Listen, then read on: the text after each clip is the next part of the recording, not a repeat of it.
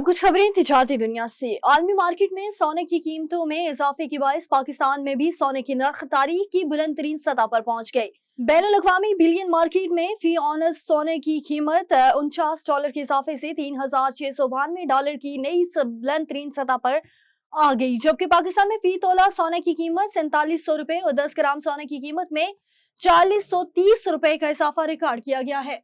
पाकिस्तान और IMF के दरमियान 25 सितंबर को होने वाले मुज़ाकरात में सैलाब मुतासरीन की बहाली और इमदाद से मुतल्लिक तजावीज़ात भी ज़ेरे गौर आएंगी।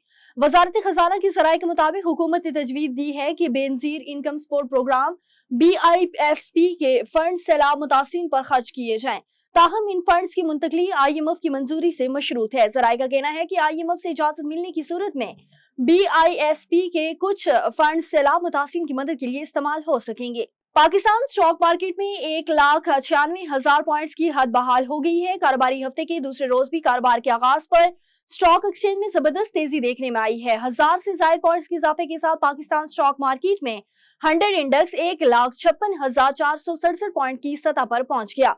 ताहम कारोबारी रोज के एहतमाम पर 100 इंडेक्स 796 पॉइंट्स के इजाफे के साथ 1,56,180 पॉइंट की बुलंद तरीन सतह पर बंद हुआ। वाज़ेह रहे कि गुज़श्ता कारोबारी रोज के एहतमाम पर 100 इंडेक्स 944 पॉइंट्स के इजाफे के साथ 1,55,384 पॉइंट्स की सतह पर बंद हुआ था।